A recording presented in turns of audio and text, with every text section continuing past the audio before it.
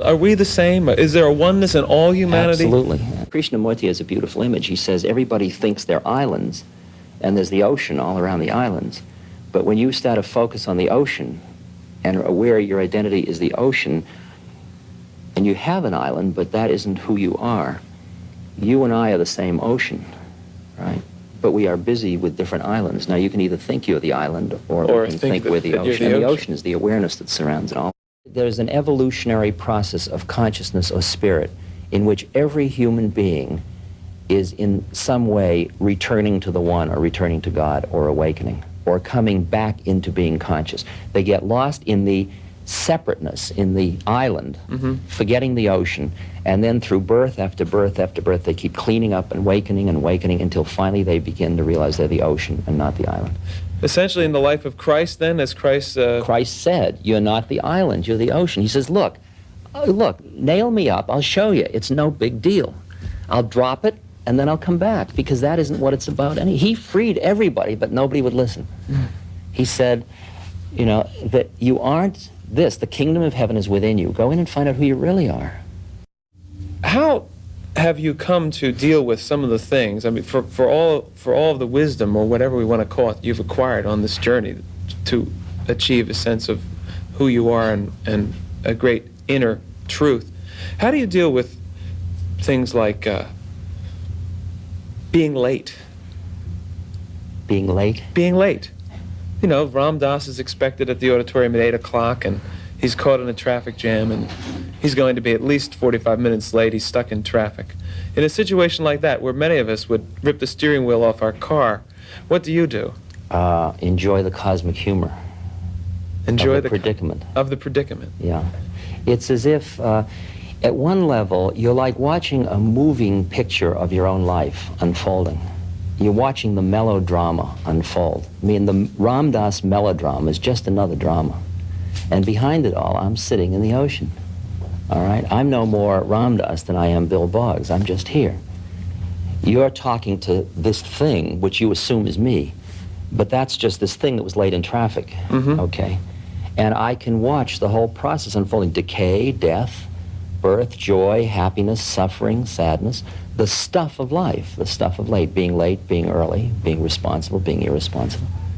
And you're totally involved in the sense that you play it perfectly. You do it with total involvement, love, and compassion to relieve suffering of human beings.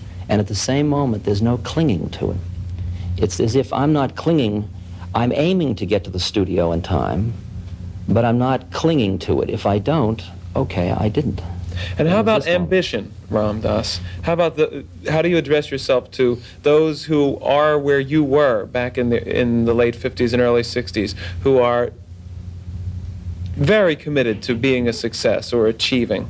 You can go on doing the dance you're doing perfectly without. You can go on being a moderator, being Bill Boggs, being perfect in your game, in your way of life, in your involvement, and at the same time deepen your connection and become aware of who you are behind the whole thing without losing a step in it at all. In other words, the achievement goes on, but you cease to be identified with being the achiever. One's ego then must fall away in this process. The ego is a functional entity. It's just like your suit. It keeps you warm. Your ego is a functional unit for defining the world and yourself in it. But the difference is your ego is not the master, it's your servant. Your intellect's not your master, it's your servant. Your emotions are your servant. Your body is your servant. And behind the servant you are. So you sort of sit. You're along for the ride, if you will. You're perfectly free. It's that flip on the television receiver where you and I are always right here. You want to be a moderator? I'll be the guest.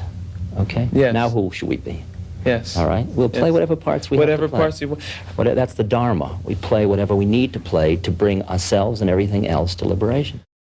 In terms of our spiritual fulfillment, there is not one true way. There is no need for... Well, ultimately, there is only one goal.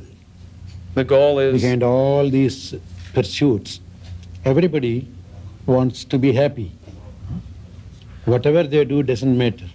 Why do you feel in the history of man there have been so many wars over religion, where people have fought and killed each other over religious beliefs? The egoism got into the religion also, in the label. They said, my label is the best. Nothing, excuse me. There's nothing, they have not gone to the very depth of the religion. They have not understood the basic purpose of religion. Mm-hmm. When they stick to the superficialities, they say, my way is the best. But if anyone has gone to the depth of the religion, they will never say that. It's something like, if suppose I ask you, what is the purpose of eating? We all agree in one purpose. That's stay alive. Yeah, I would assume. that's all. But if I ask you, what do you eat for that purpose? Probably too much and a lot Too of much. junk. You may say, if you like spaghettis, you may say spaghettis. If I like pudding, I will say pudding. Then, because of my liking towards pudding, I develop a religion behind the pudding and say, mine is pudding religion, and pudding is the only one that could satisfy the purpose. And because of your liking towards spaghettis, you build a spaghetti religion, Yes. and the pudding and spaghetti fight. Yes, they do. And it's a terrible mess. None of us has really understood the purpose. And the purpose is, Purpose is to be happy. That is the religion. If at all, what is the meaning of religion? To go back, to bind back what you have lost probably. We were happy once. Somehow we lost it. And we want to get that happiness back. from the back of Be Here Now by Rad Dass, I read this morning this on the value of silence, which I'd be curious to have both of you relate to. Stop talking, stop thinking, and there is nothing you will not understand. Elaborate on that a little bit. Well, because who is thinking and who is talking? It's the mind. It's not the real you. The real you seems to be witnessing everything without taking part in anything. How can an individual who intellectually might not be able to grasp that concept of the real you understand what you're saying? If you were to teach that, how would you... That's why normally I don't go to the level of telling people that you are the real you, the awareness. Instead, I will place them as the mind. Because there are different places from which we are functioning. We can identify ourselves to be the body. And there comes, I am white, I am black, I am fat, I am thin. Mm-hmm. You identify yourself as the body. If you identify yourself as the mind, then you become a professor, an ignorant, a fool, or this or that. Mm-hmm. It's all connected with the mind, the sane or insane. Mm-hmm. So these are the two realms in which we always talk about. So wrong position, wrong placing ourselves.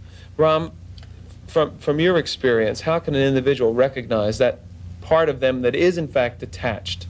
I would say that if you just sat down quietly and started to follow your breath, and every time you have a thought, even the thought, I'm following my breath, or I wonder what's going to happen, you let the thought go by, just as if you were watching leaves go down a stream. Just letting the thoughts go by and keep returning back to the breath. And for just 20 minutes, you follow your breath. That's all. You will know more than all the discussion we can have about how your own mind keeps creating stuff and the quiet space right behind your own mind.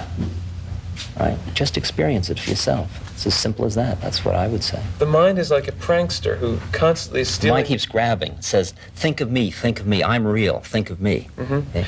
I'm one of those individuals who has difficulty doing that because when I try to remain silent, I can't let go of the thoughts. My mind will go off That's all of a why sudden. you do the breath. I'm floating down the river with the thoughts, you know? That's why you need what's called a primary object, like the breath.